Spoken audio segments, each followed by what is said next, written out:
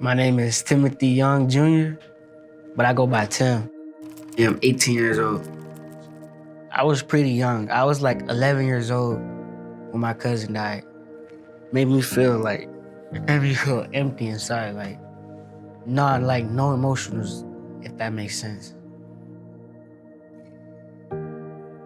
At the time, I felt like I wasn't getting the support that was right for me.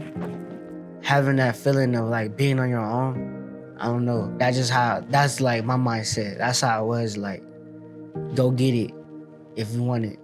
Cause that's what my dad taught me growing up.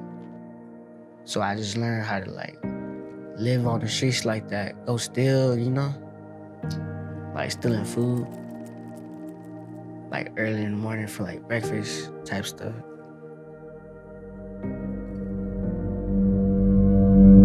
My name is Amanda Marks, and I'm the Community Impact Director at Niditio.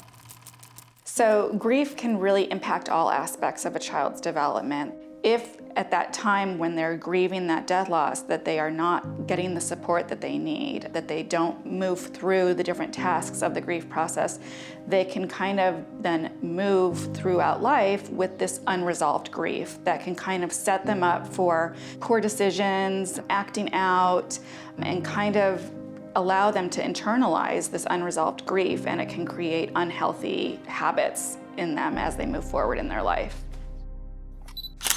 I ended up in the juvenile detention center because I was like on the run from not being like at home. And then that led me to like stealing. I didn't have to do that, but I did it because, I don't know, I just didn't feel safe like at home. That's what really got me like in the juvenile system. My name is Angie Lopez. I work for the Pima County Juvenile Court. So the Pima County Juvenile Court certainly recognizes that many, if not most, of the young people we serve have experienced trauma. For those reasons, we are a trauma responsive court, which means it's our role to try to connect young people to services that can support them in healing from that trauma, to better support young people who have experienced a death loss by developing peer support groups that happen at Goodwill. Our staff are receiving training from the experts at Niditio about how to support young people that have experienced a death loss and what that looks like and how individualized that process is. My name is Lance Meeks, and I'm the Senior Program Manager of the Goodwill Southern Arizona's Youth Reengagement Centers. I first came into contact with Tim when he visited our Goodwill Metro Youth Center, and he was referred by his juvenile probation officer.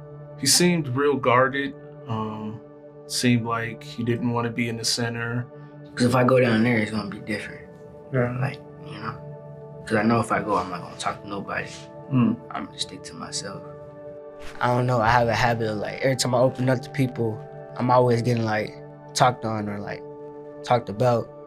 Oftentimes when I have been working with teens in a support setting is they are so appreciative of when somebody just sees them for who they are. Now I feel like with Goodwill, I'm more comfortable with like opening up to people, like for instance, like Lance. And like just tell him like what I've been going through, how I feel. Not yet. I'm not ready yet, but I'll get there. I just don't know, man. I don't know. I really have like a lot of trust for them because they've been there for me. It's definitely not the same kid since I first met Tim. And ultimately, I'm seeing a lot more smiles on his face. He comes in the center, he's dancing, he's singing. He asks a lot of questions as well, so.